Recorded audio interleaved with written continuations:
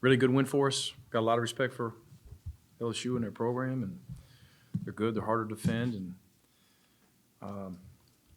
we came off a tough loss, of course. Played really well at home and played well in the first half. I thought we played really well in the second half. Had really good contributions and performances by a bunch of our guys. I thought everybody played well. I thought we played really hard.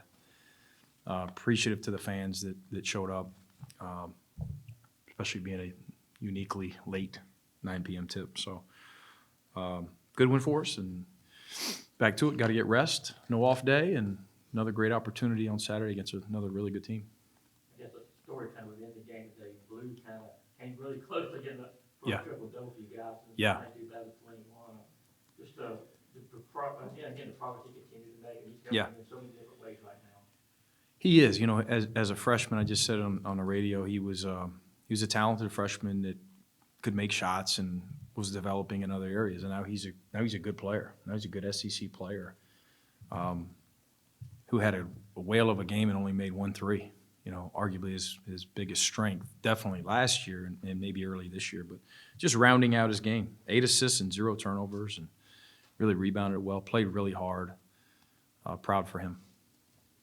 There's a play there, I think about 80 seconds left. Silas kind of lays out for this loose ball. And Love it. his game. Yeah. What does that play kind of say about the culture and maybe Silas's Yeah.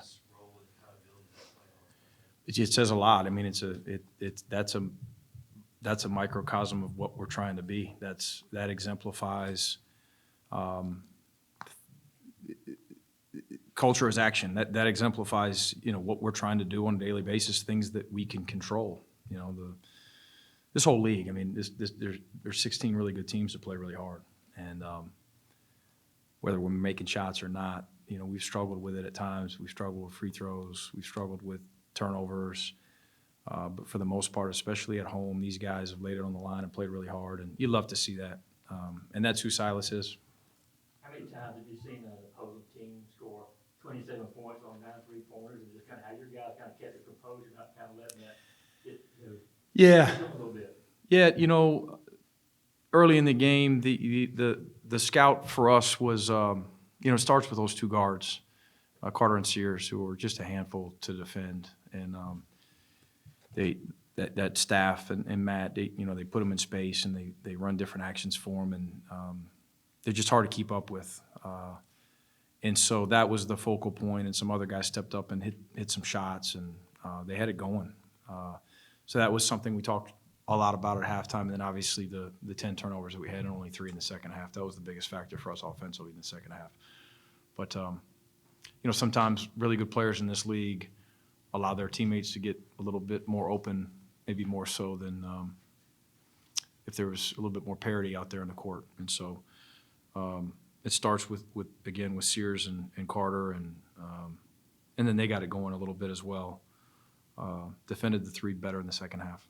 Is there an extra effort, you think, to share the ball? I think you had 20 We've done a lot of skill work, just a ton, more so in season than I've ever done in an attempt to address our turnover issue. And so we've caught it a lot, and we've jump stopped a lot, and we've worked on simple 2-handed passes and extra passes and pivots and all those type things. And you like to think that some of that's paying off. But probably more than anything, just playing downhill and playing with confidence and being in transition, because we got stops. You hold a really good offensive team to 62 points. A lot of our big wins, teams were in the 60s, and that's easier to control than whether or not shots are falling. So guys have embraced playing with one another and letting the defense dictate who's shooting the ball. Again, Blue's a good example of that. Played 31 minutes and took 2 threes, but we shared it. We've got some unselfish guys, but different defenses that will play moving forward will dictate how much they actually allow you to move the ball, and that's part of it. Just happened to be a little bit different tonight. Santo had some big blocks tonight. What does his presence down low going to do for the rest of the defense? He makes a big impact on the game with some of those loud blocks and loud dunks, and he's emerging. He's developing. He's working on it every day. Did some good things. He was really efficient. Made a big impact on the game. Seems like in whether it's seeing a lot of the guys that started their career at Georgia being the ones that are kind of running the show. I feel like in years past, a lot of times it's been transfers. Mm-hmm. What's kind of the significance of kind of building those guys from the ground up and them being the ones running the team? You know, I don't want to separate. You know, especially this time of year, it was a little bit easier to talk about the returners versus the freshmen and the portal guys. But now we got a bunch of guys that we feel like we've been coaching for a long time and that we really like and respect, and we enjoy working with. They're getting better. It just feels like we've got more continuity probably than it might feel, for an outsider looking in. But you love to watch guys getting better and grow together. But those three sophomores certainly are continuing to improve. You guys outscored them in the paint 44-14. How much do you feel like that Man. dominance down low really kind of turned the game in those days? Boy, that gives you a chance night in, night out, right? And the rebounding margin. Again, I just thought we were flying around, just playing with reckless abandon on the interior. And guards flying around on the perimeter as well. It gives you a chance. It's harder to do that. Obviously, the rebounding discrepancy. Moving forward, in this league, I'm not sure how many more times we'll see that. And some of them just bounce to us as part of the game. But we're a good rebounding team. We got to continue to get better at it, though, and we'll continue to play really good rebounding teams, of course. With the difference in turnovers between the two halves, was there an adjustment made at the break or something that changed that you saw in protecting the ball? We watched some offense. We watched some defense. We continue to talk about turnovers. We didn't talk about it for a while. I've been open with you guys about that, but now it's past talking about it and past feelings and confidence, and our guys have embraced it. We were a little bit sloppy there a few of those possessions, but a couple of them were offensive fouls. One on a cut by a big, and one was on a mismatch with RJ trying to back down Sears. And so I don't know that those are bad decisions, and then a couple times balls just slip out of your hands, and those ones are a little bit harder to control. But we had 4 or 5 pretty bad decisions in the first half. Slowed down, made better decisions in the second, a la Tuscaloosa the other day, where we had a lot of deficiencies, but we made good decisions and got better with our ball security. So that's 3 out of 4 halves where we're showing some improvement. Productive night for Duchesne. How have you seen him sort of handle the transition to playing SEC basketball in the competition and everything?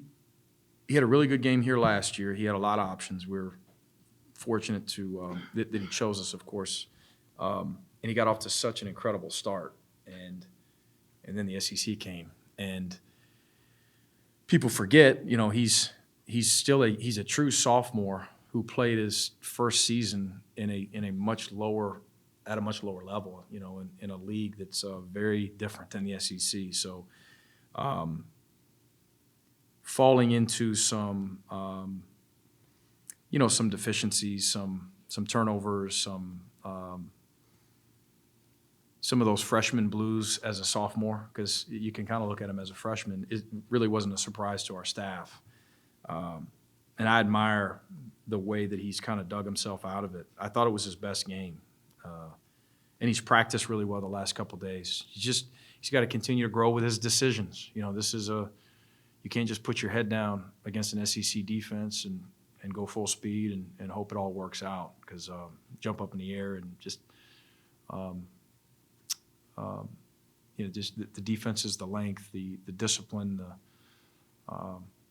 just the overall ability that these defenses in this league they'll expose you until you're ready. And tonight, he made better decisions. He played within himself. He hit singles as opposed to trying to hit grand slams, and that's a big step for him.